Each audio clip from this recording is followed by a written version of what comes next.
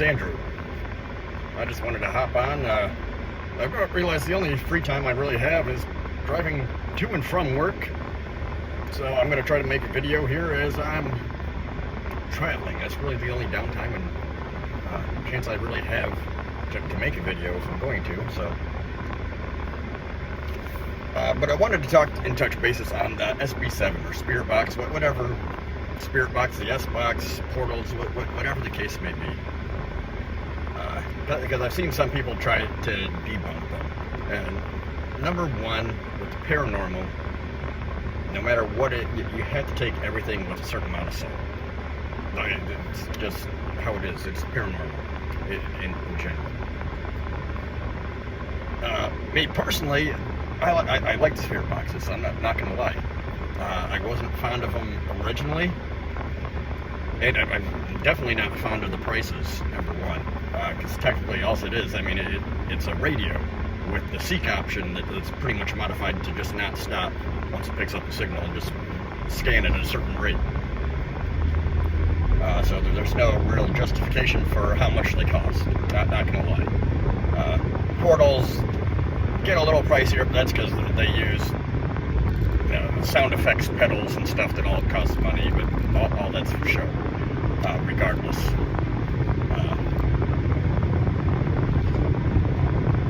But relatively, they all work on the same idea. It's radio. What it's picking up is radio stations. What you hear coming through are going to be voices on the radio. No ifs, ands, or buts. I know some people are like, oh, well, you can't call it legitimate unless you're picking up voices by removing the antenna. If you remove the antenna, sure, it's more unlikely that you're going to get voices because you're no longer picking up stations. You're not receiving that signal. So, I mean, I get the idea behind it, but also you just completely ruined the whole concept of it. Because the idea is that you are picking up radio signals, but it's at a scan rate where it's not staying on any one station for a certain amount of time. It's just scanning. So when you pick up voices that are, or responses that are relevant to what you're asking or the location, it becomes a little more harder to explain. Or you're picking up the same voice across multiple channels. It's a little bit harder to explain. So, love them or hate them. But also, you have to understand everything to do in the paranormal is based on reputation. If you ruin that, you've got absolutely no ground to stand on in the paranormal field. So the issue is with the SB7 or Spirit Boxes, and you see people doing these Estes methods, especially on bigger channels. I mean, take your pick, any channel. They're not recording the session, and to do that, all you have to do, you have the SB7, get a multi-track recorder. You've got Tascam recorders, you got Zoom recorders, where you can put inputs, so you can have the volume from the SB7 going into the recorder, so it's recording the session, and then you can have the output coming to headphones or whatever to use the Estes method. Now, number one, since they're not doing that, I don't know what the volume's at. I don't know their headphones or how loud it is, what they can and can't hear, especially when you have a group of people that are 3 feet away from you yelling out questions. And since you're not recording the session, there's no saying that what you're saying is coming through is legitimate. You could just be responding and making shit up, and no one would be the wiser. That's the downside of the Estes method and the way a lot of the bigger channels do it, especially when I know they have the production and the income coming in to be able to afford one of these recorders. And usually, the Tascam or the Zoom, which are all fairly decent, even on the low end for ones like that, they usually start at, anywhere from like $80 to $100, and then obviously they go up to a lot more expensive and get more fancier, and you don't really need anything that fancy unless you're doing like a podcast and you're recording multiple tracks at once, and you don't need all that. However, but like I said, it's not a super expensive item to get, especially for some of these bigger channels. And then that makes me question the legitimacy of a lot of what they do during their Estes methods when they're not recording that information.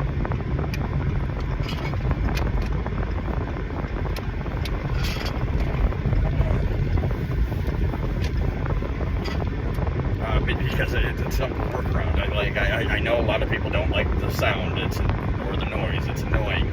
But if you're going to use it and say that it's evidence, you should probably implement it somewhere. Or even show a clip of it, like, oh, they're calling this out, and show, play that section where they hear the voice. You can skip everything else, but play, So that's my issue with it. But like I said, I think it was Mythos Paranormal. I had made a short the other day, just because Mythos was like, oh, I debunked it, these things suck. But like I said, it's paranormal, take everything with a grain of salt. Hate them, like them, love them. That's your opinion. But then he went, oh, well, it's just phonemes, like little bits of sound that we interpret as speech. And his explanation was he used some clip that showed like a piano that was mechanically synthesized to make voices, right?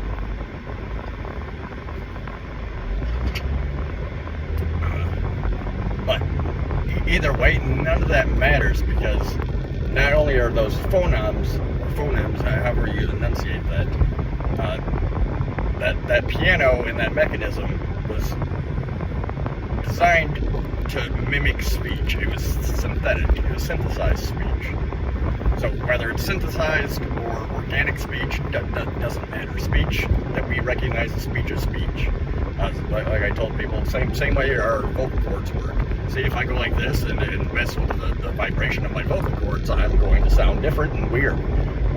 Because it's our vocal cords that are vibrating, and then our breath or the air that's pushing out the sound, that makes it recognizable speech to us.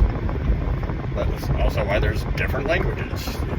Not all speech is the same, but either way, the concept is it's just little bits of sound or vibration that we interpret as speech. That's just how it works. No matter whether it's mechanical or synthesized or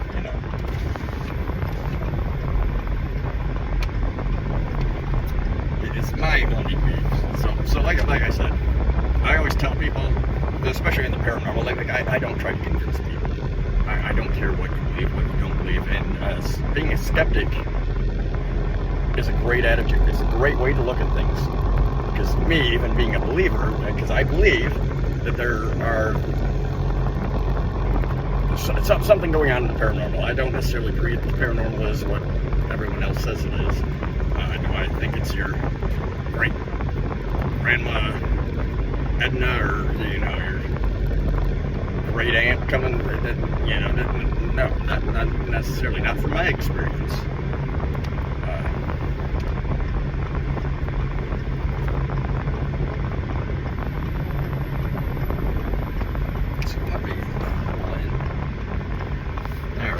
Now that I'm back at the house, so I'll be wrapping this up before long.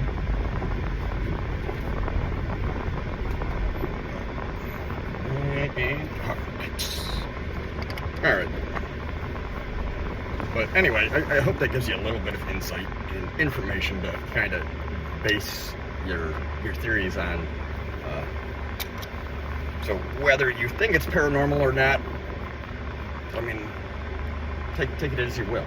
I'm not here to tell you it is or isn't. All I can tell you is from my experiences, I have had interactions with a spirit box that are hard for me personally to discount, just because of the concept of how they work. Because I know a lot of people, I think he said he went to some random site that said, oh, what they do is they use the sound, the noise, the in-between sound, the white noise, to communicate, and so that's why you should take out the antenna and not pick up the radio voice, and all this other stuff. And if that's how you want to do it, that's how you want to use it, be my guest. The odds are, though, if you take out the antenna and do that, you're not going to get any voices at all whatsoever, no matter what. Because it's just not how it works. Just saying. I've been investigating for 20 years, and I always tell people the best thing to do, especially being a skeptic. You can be a skeptic, you can be debunked, because that's why I don't normally record my investigations.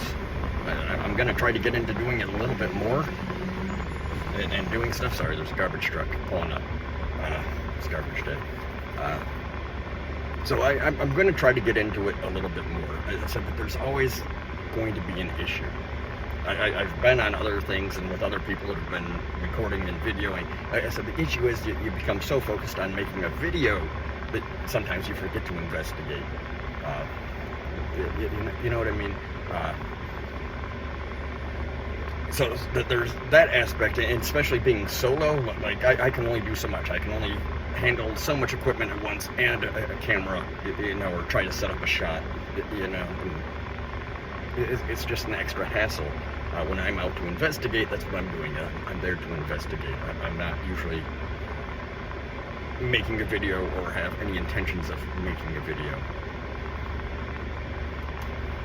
Because, like I said, it's just another dynamic that's harder to do. But like I said, the only issue I have with the SB7 or spirit boxes, especially when people are doing the Estes method, especially on these bigger channels, you got multiple people, you got someone that's under doing the Estes method. Sure, they can't see, but when I don't know what the volume's set at, I don't know what they can hear, what's not coming through on the headphones, and especially when you got someone, like I said, 3 feet away from you yelling out questions like, "Hey, who's here with us? Did you kill Mary Jo? Who fell down the stairs?" Like, are they really not hearing you yell that? Because I like, the noise is annoying, like on an SB7, and the chatter that comes through. Sometimes it's like, oh my god, especially when you have the volume up. But it doesn't mean that I can't hear anything else. So like I said, if all these bigger channels have to do is invest in a Tascam or a Zoom recorder. It's a voice recorder, but it has inputs. It's got an input, it's got an output. You can record, so you can hook up your SB7 right to the Tascam, and it'll record that track, the noise coming in from the SB7 or the S-Box or whatever else it is that you're using. And then from the Tascam, it also has an output, so you can put your headphone in there. So you can still do the Estes method and record the session at the same time. And then when they make the video and cut it, obviously they got a bigger production than I do. Like I said, a lot of these, the smaller single track ones or whatever that you can do this with, start at like $80 to $100, somewhere around there. And then the more tracks you want to record at once or inputs on it, obviously the price gets pretty ridiculous, depending. So, I mean, most people don't need a 4-track recorder. You just don't.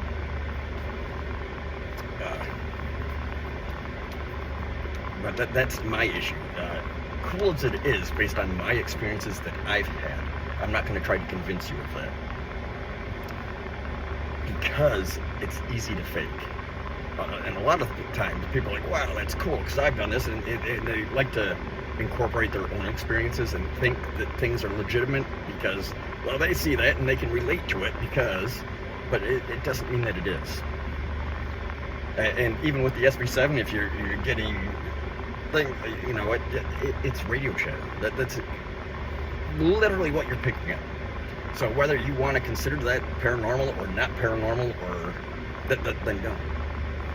Because, like, me personally, like I have a big peeve with SLS cameras.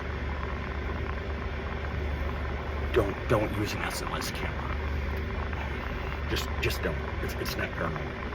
It's not. I know that for a fact. There's science, there's studies. The way they're developed, the way they're made, what they're made to do. They're doing what they're made to do. And they're not made to be moved around, number one. Like they're supposed to be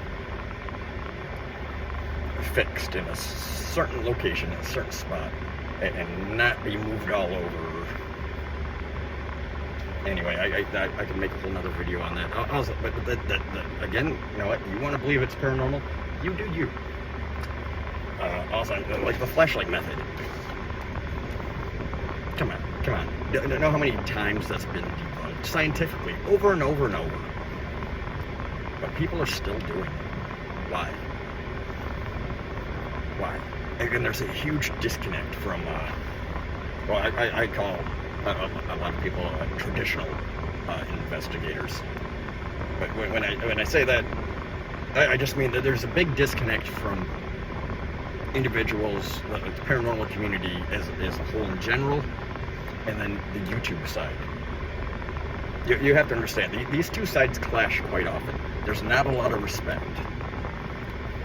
Me personally, like, I don't care. I don't care if you're a YouTube personality. I don't care if you're a traditional investigator. But I mean, a lot of that is because on YouTube there is so much abundant of just plain nonsense and fakery. And when you're doing a video, and it's not saying that anyone else's video or a TV show isn't any less dramatic or ridiculous. Like when it comes to TV or channels, it's easy to fake a lot of stuff. Even if you use something and you have a legitimate experience with it, doesn't mean that it can't be replicated or faked, like the Estes method. It's too easy to fake. So we'll see. Maybe I'm going to start recording some of my investigations. We'll see. I do have an investigation, but it's more of a public event that I'm doing in September. So hey, if you want to know more about that, you let me know. But anyway, if you found out what I have to say is at least interesting, I'm going to try to do more. I'm going to jump on here. I'll talk about topics. Like I said, I apologize for the quality because I'm just on my phone right now. I'm sitting in my car. So I hope to do more. I want to push to do more here on the YouTube side.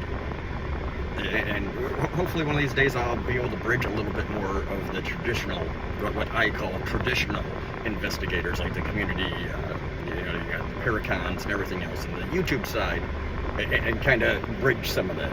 And we'll see. Like I said, I've been personally investigating for like 20 years. That's ridiculous. So obviously I've seen enough that piques my interest. But anyway, that's it. If you enjoyed any of the topics or want to see more eventually, subscribe. It doesn't cost you anything. It doesn't. So please subscribe. Alright.